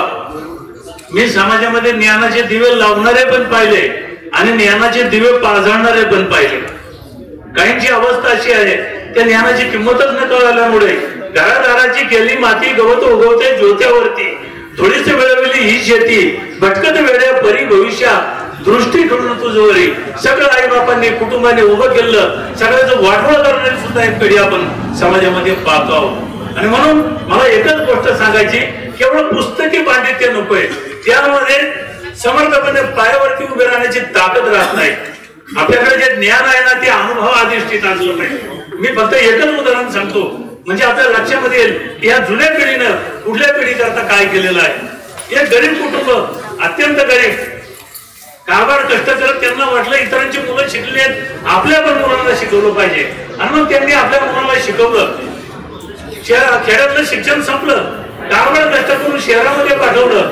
मुलगा MSc अग्री झाला, पुस्तकी पांडित्य त्यानं भरपूर मिळवलं, पण आधी अनुभवाधिष्ठित ज्ञान त्याच्याकडे बिलकुल नव्हतं. बरेच दिवस शहरात राहिला, त्याला वाटलं आता गावाकडे जावं, आपण काय केलं ते आपल्या वडिलांना सांगावं. तो गावी आला आणि वडिलांना मला चला शेताला फेर फटका मारू. वडिलांबरोबर निघाला, मुंडाचं घातले ते जुन्या कालखंडातले वडील त्यांना सांगत चालला, तुम्ही जुनी माणसं आहे ना, एकदम गावगाव माणसात, तुम्हाला आजचं जग कुठे चाललंय तुम्हाला समजत नाही.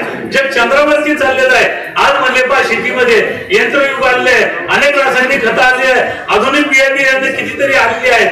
आणि म्हणले ह्या सगळ्यांचा तुम्ही उपयोग जर केला ना, म्हणले केले असा एक प्लॉट होता, त्यामध्ये काही झाडं होती. आणि म्हणले सामनेची झाडं दिसतात ना, हे जे वांग्याचं झाड दिसतंय ना, आधुनिक पद्धतीने तुम्ही जर शेती जर केली, आधुनिक पद्धतीनं रासायनिक बी बियाणं करून खतं जर घातली ना, या वांग्याच्या झाडाला मी सांगितला प्रयोग जर केला ना तर आता जी 7-8 वांगी दिसतात ना त्याला 25-30 वांगी आल्याशिवाय राहणार नाही. एवढं मुलगा बोलले वडिलांनी तोंडावर मारून घेतली मटकरी खाली बसले. अरे म्हणजे वाटून झालं म्हटलं तुला शिकून काही उपयोग झाला नाही त्याकडे अनुभवाची ज्ञानच नाही.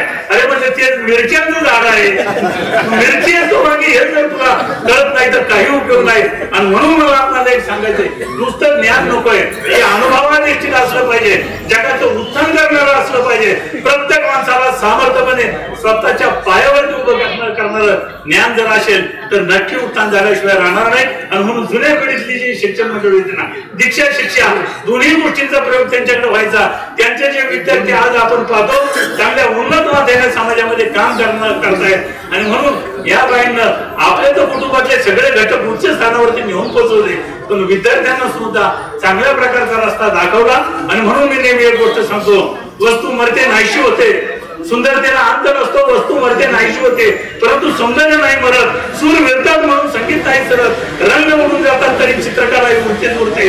तत्व चांगली जी माणसं असतात ना ती शरण्य जातात पण त्यांच्या ज्या पवित्र स्मृती ज्या असतात त्या यावत चंद्र दिवा करो या अवनी तलावरती तुम्हा आम्हाला प्रेरणा देण्यासाठी अखंड नांदतात. आपल्या सर्व उपस्थितीच्या वतीने या मातोश्रींना अंतःकरणपूर्वक भाव श्रद्धांजली समर्पित करतो. या ठिकाणी थांबतो. हरिओम तत्सत. त्यानंतर आंबेगाव तालुका पंचायत समितीचे माजी सदस्य शिवसेना नेते प्राध्यापक राजाराम मानखेडे हे या ठिकाणी श्रद्धांजली व्यक्त करतील. त्याचप्रमाणे या ठिकाणी उदय शिवराव पाटील त्याचप्रमाणे विजयराव पाटील माजी संचालक योजना साखर कारखाना यांच्याही वतीने श्रद्धांजली प्राप्त झालेली आहे. कपिलेश्वराच्या पवित्र अशा स्मशानभूमीत दुःखित अंतकरणाने उपस्थित बेंडे परिवाराचे सर्व पैपावणे मित्रमंडळी बंधू आणि भगिनी आज या ठिकाणी आपण कैलासवासी अखंड गंगा भागीरथी सुलोचना हनुमंतराव बेंडे पाटील या मातेला अखेरचा निरोप देण्याच्या निमित्तानं उपस्थित आहोत. माझ्या आधीच्या सगळ्याच वक्त्यांनी या मातेची महती आणि विशेषतः शरदराव लेंडे पाटलांनी त्यांचं स्वभाव वैशिष्ट्य आणि कामाची पद्धत एक अतिशय चांगल्या पद्धतीनं मांडलेली.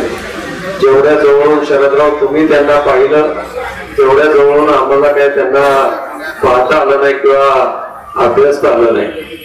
एक चांगल्या प्रकारे शिक्षणाच्या क्षेत्रामध्ये काम करणारी ही माता त्यांचे पती आणि या राजू बेंडे पाटील कृष्णाचे वडील हनुमंतराव बेंडे पाटील हे सुद्धा चांगले आराध्य शिक्षक त्यांनी त्या क्षेत्रामध्ये चांगलं काम केलं.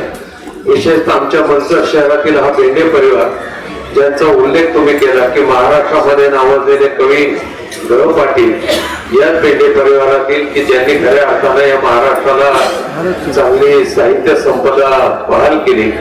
दुसरे कैलासवासी भाऊराव पाटील की ज्यांनी मंचरमध्ये खऱ्या अर्थानं माध्यमिक विद्यालयाची स्थापना केली हायस्कूल निर्माण केलं आणि त्याच्या माध्यमातून या परिसरामध्ये असंख्य तरुण शिक्षित झाले. चांगल्या प्रकारचं शिक्षण आम्हाला मिळालं. कैलासवासी शिवाजीदादा बेंडे पाटील त्यांनी शिक्षणाच्या क्षेत्रामध्ये स्वतःला झोकून दिलं आणि त्याच परिवारातील ही माता असेल किंवा हा सगळा परिवार ज्यांचा उल्लेख झाला मग कृष्णा असेल राजू असेल ज्योती असेल एक चांगलं शिक्षण ज्यावेळेस त्यांनी घेतलं त्यावेळेस त्यांना चांगले संस्कार घडवणारी ही माता चांगलं शिक्षण देणारी माता आणि ही तिन्ही मुलं आपापल्या क्षेत्रामध्ये चांगल्या प्रकारे आज काम करतायत सचोटीनं काम करतायत. तेव्हा या मातेच्या जाण्यानं या कुटुंबाला निश्चितच दुःख होणं साहजिक आहे. त्या दुःखामध्ये मी व्यक्तीचा आमचा बारखेले परिवार मंचर शहरातील सर्वच ग्रामस्थ या ठिकाणी सहभागी आहोत. अजून काच स्पर्श व्हायचा आहे. तुमची सगळ्यांची चलबिचल चालू आहे परंतु थोडं 2-5 मिनिटं थांबा. अजून बाळासाहेब या ठिकाणी बोलणार आहे तेव्हा उपस्थित सर्वांच्याच वतीनं विनम्र अशी आदरांजली अर्पण करतो आणि थांबतो. ओम शांती ओम शांती. या ठिकाणी महाराजांचा सन्मान करण्यासाठी माजी सरपंच दत्तभाऊ गांजाळे त्याचप्रमाणे आशिफराव काळे यांना विनंती आहे आपण महाराजांचा सन्मान करायचा. त्याचप्रमाणे कैलासवासी श्रीमती सुलोचना हनुमंत बेंडे पाटील यांच्या स्मरणार्थ बेंडे पाटील आणि नाईकडे पाटील कुटुंबियांकडून काही देणग्या या ठिकाणी प्राप्त झालेल्या आहेत. त्यामध्ये श्री क्षेत्र पंढरपूर येथील मंचर धर्मशाळेसाठी 11,000 रुपयाची देणगी या ठिकाणी प्राप्त झालेली आहे.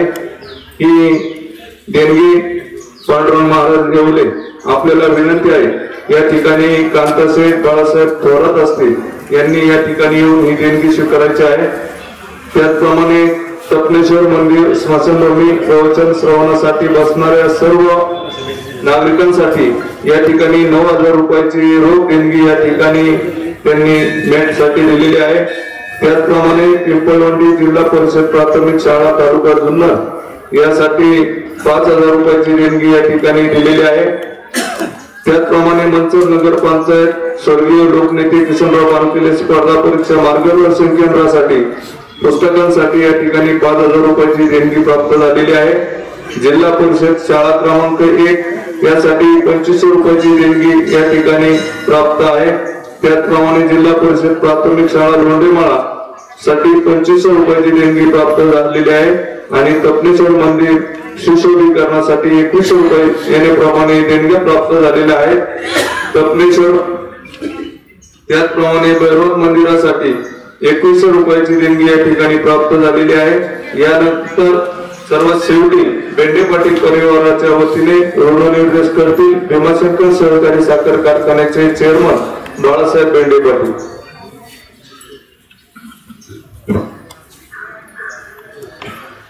आज बेंडेबाईंना हिंदू धर्माप्रमाणे पिंडदानाच्या निमित्ताने अखेरचा निरोप देण्यासाठी आपण सर्व बेंडे कुटुंबियांवर प्रेम करणारे नातेवाईक मंडळी असतील, मित्रपरिवार असत, आमच्या दुःखामध्ये सहभागी होण्यासाठी आपण सर्वजण इथं उपस्थित झाला. बऱ्याचशा लोकांनी बाईंच्या बाबतीतल्या भावना इथं बोलून दाखवल्या. शेवटी हीच एक ठिकाण आहे शेवटच्या वेळेस ज्या ज्या काही संस्कार घडवले आणि आज हे सगळं घडवत असताना शरदरावची आजचं भाषण हे जरी थोडस जास्त लांबलं तरी खूप काही वेगळं सांगून गेलं. कशा पद्धतीने विद्यार्थी घडवले गेले, गावात एक आगळं वेगळं स्थान शिक्षकाला कसं असतं तयार होतं हे सांगण्याचं काम शरदरावांनी केलं. आज आमच्या बेंडे कुटुंबातील बाई गेल्यामुळं दुःख आम्हाला होणं साहजिक आहे. ते दुःख हलकं करण्यासाठी आपण सर्वजण इथं उपस्थित झालात त्याबद्दल आमच्या संपूर्ण बेंडे कुटुंबाच्या वतीने मी आपल्या सर्वांचे ऋण व्यक्त करतो. हरिओम शांती, हरिओम शांती. काकांना विनंती आहे या ठिकाणी आपण विधी करून घ्यायचंय.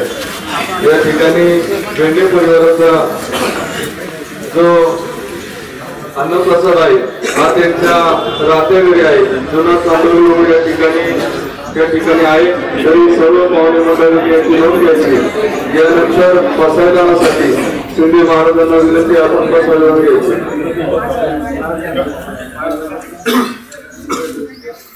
आता विश्वात्मते देवे वाक्य दोषावे दोषो निमज द्यावे बसायला देवांची गणपती सांडो दया सत्कर्मी वाढो गोता परस्परे पडो देवांचे दुरितांचे दिव्य लाभो विश्व स्वधर्म सूर्य भावो प्रेमाचे रंगोली लाभो आणि रात वर्ष मंडळी ईश्वर रिष्टांची मानवी अनवरत भूमंडळी भेटो चला कल्पतरुण चेतना चिंतामणीचे गाव भूतदेवांचे चंद्रतेचे लांछन मार्तंडचे तापहीन ते सर्वांनी सदा सज्जन किंबहुना सर्व सुखी पूर्ण होणे लोकी भजितवादी गुरुची अगणित अनेक भोगजीवी विशेष लोकी दृष्टादृष्ट विजय व्हावे एक मने विषय राहो आओ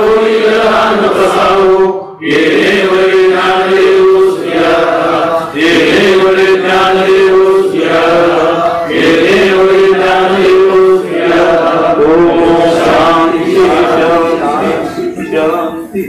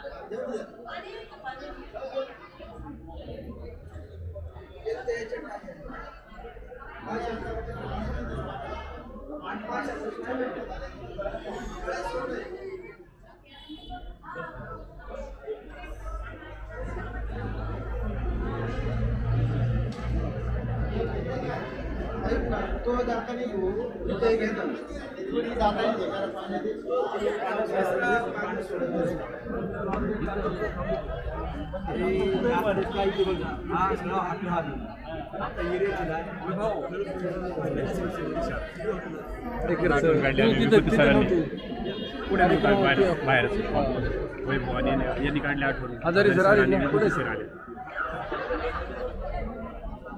साईड पुढे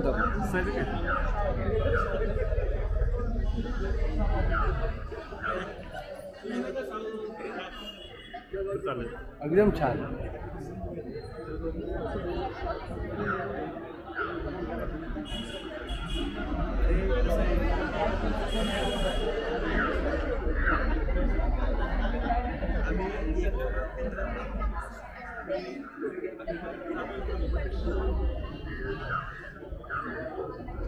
चला ते त्या तुम्ही दर्शन घ्या ना चला घरी तुम्ही लोक पांगते चला घरी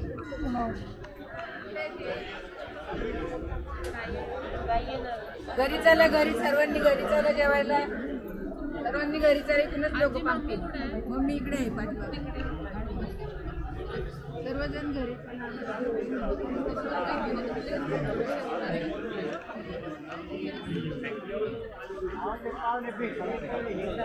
सर कसे आहात आता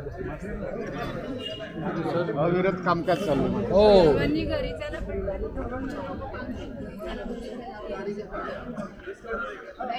घराकडे चला आपलं नाव इथं लोक पाहतील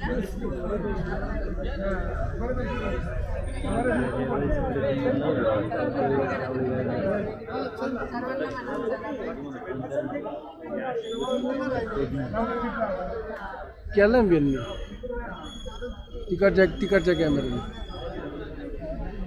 5-6 जण चालू झालं मी इथंच लावून ठेवलं मग